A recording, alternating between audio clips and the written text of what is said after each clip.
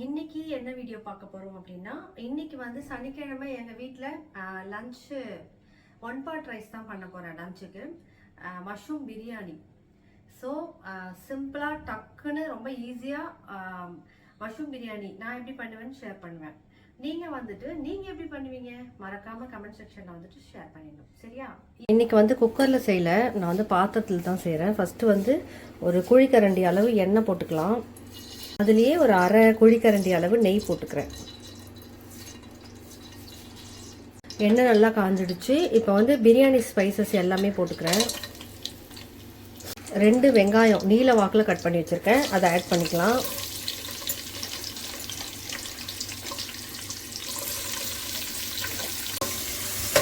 வெங்காயம் நல்லா செவந்து வரணும், அது வரைக்கும் நல்லா வதக்கி விடலாம். வெங்காயம் நல்லா செவந்து வந்துடுச்சு. இந்த மாதிரி நல்லா செவந்து வந்ததுக்கு அப்புறமா தக்காளி ஆட் பண்ணிக்கிறேன். 2 வெங்காயம் 2 தக்காளி அவ்வளோதான் போட்டிருக்கேன். பூண்டு பேஸ்ட்டு போட்டுக்கலாம். இப்போ இஞ்சி பூண்டு பேஸ்ட்டு வந்து நான் வந்து கொஞ்சம் தூக்கலாகவே போடுவேன். 2 ஸ்பூன் அளவுக்கு போட்டுக்கிறேன். வாசனை வந்து இஞ்சி பூண்டு பேஸ்ட்டு வாசனை கொஞ்சம் தூக்கலாக இருந்தால் தான் எங்கள் வீட்டில் எல்லாருக்கும் பிடிக்கும். ஸோ அதனால் கொஞ்சம் தூக்கலாக இஞ்சி பூண்டு பேஸ்ட்டு நான் போட்டுக்கிட்டேன். இதோட பச்சை ஸ்மெல்லாம் போட்டோம். அதுக்கப்புறம் நம்ம வந்து ஒன்று ஒன்றா ஆட் பண்ணிக்கலாம்.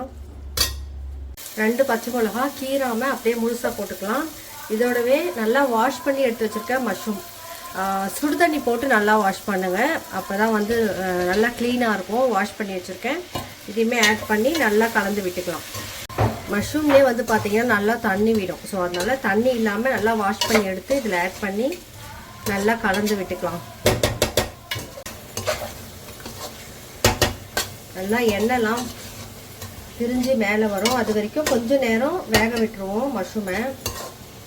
இப்போ வந்து biryani masala, chilli powder, Kashmiri chilli, garam masala, இது எல்லாமே. பிரியாணி மசாலா பார்த்திங்கன்னா ஒரு tablespoon, chilli powder 1 spoon, Kashmiri chilli வந்துட்டு ஒரு அரை ஸ்பூனு, கொஞ்சமாக கரம் மசாலா, இது எல்லாத்தையும் ஆட் பண்ணிக்கலாம். நல்லா கலந்து விட்டுட்டு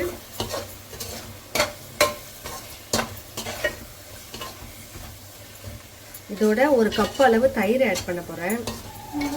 ஒரு குட்டி கப்பில் தயிர்.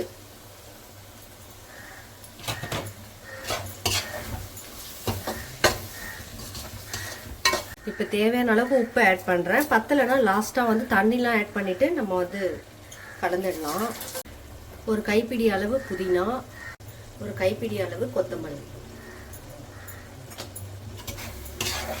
பார்க்கவே கலர்ஃபுல்லாக இருக்குது. கேமராவில் எப்படி தெரியுதுன்னு எனக்கு தெரியல. நான் வந்து 1 டம்ளர் அரிசிக்கு 1.5 டம்ளர் தண்ணி, அந்த மாதிரி 2 டம்ளருக்கு 3 டம்ளர் தண்ணி வச்சுருக்கேன். 2 டம்ளர் அரிசிக்கு 3 டம்ளர் தண்ணி வச்சுருக்கேன். தண்ணி நல்லா கொதிச்சு வரட்டும், அது வரைக்கும் ஒரு மூடி போட்டு மூடி வச்சுருவோம். தண்ணி நல்லா கொதிக்குது. இப்போ நம்ம வந்து ரைஸ் இதில் ஆட் பண்ணிடலாம். நான் எப்பவுமே பார்த்தீங்கன்னா சிக்கனுக்கெலாம் தண்ணி வந்து கொஞ்சம் சூடு பண்ணிடுவேன். சூடு பண்ணி இதில் ஆட் பண்ணால் சீக்கிரமாக தண்ணி கொதிச்சிடும். இன்றைக்கி சூடு பண்ணாமல் விட்டுட்டேன். ஸோ அதனால் கொஞ்சம் லேட் ஆகிடுச்சு. இது வந்து ஒரு 5 நிமிஷம் அப்படியே ஹை ஃப்ளேமில் வைக்க போகிறேன். 5 நிமிஷத்துக்கு அப்புறமா ஸ்லோ ஃப்ளேமில் மாற்றிடலாம். 5 நிமிஷத்துக்கு அப்புறம் அரிசியும் தண்ணியும் கிட்டத்தட்ட ஒன்றா வந்துடும். ரெண்டும் இந்த மாதிரி அரிசியும் தண்ணியும் சமமாக இருக்க மாதிரி வரும்போது நான் என்ன பண்ண போகிறேன் அப்படின்னா, ஸ்லோ ஃப்ளேமில் அடுப்பை வந்து குறைச்சி வச்சுட்டு மறுபடியும் ஒரு 5 நிமிஷம் தட்டு போட்டு மூடி இந்த மாதிரி ஒரு வெயிட்டை வந்து அதில் வைக்க போகிறேன். அவ்வளோதான். ஒரு 5 மினிட்ஸ் இல்லை ஒரு 6 மினிட்ஸ்க்குள்ளே நல்லா வந்துட்டு தண்ணியெல்லாம் நல்லா சுண்டி வந்து பிரியாணி வந்து சூப்பராக ரெடி ஆகிடும். ஒரு 5 நிமிஷத்துக்கு அப்புறம் நம்ம வந்து இதை ஓப்பன் பண்ணி பார்க்கலாம். ஓகேவா?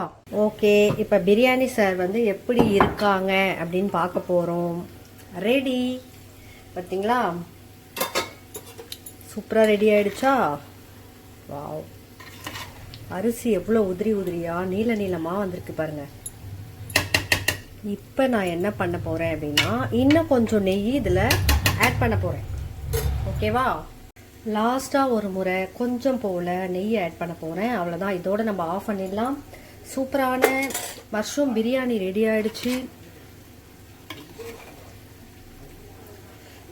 எப்படி இருக்குது பார்த்தீங்களா? உதிரி உதிரியாக இருக்குது. நான் பிளேட்டில் போட்டு காமிக்கிறேன்.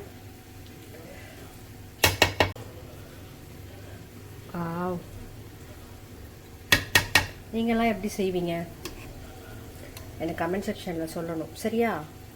சூடாக இருக்கும் போதே சாப்பிட்ணும். கொதிக்க கொதிக்க மஷ்ரூம் பிரியாணி ரெடி. சுட சுட மஷ்ரூம் பிரியாணி ரெடி.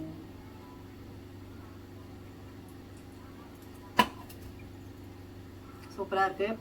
நானே சமைச்சு சாப்பிட்டு நானே நல்லா இருக்கு சொல்கிறேன்னு சொல்லுவீங்க. ஸோ அதனால நீங்கள் சமைச்சு சாப்பிட்டுட்டு எப்படி இருக்குன்னு சொல்லுங்கள். சரியா?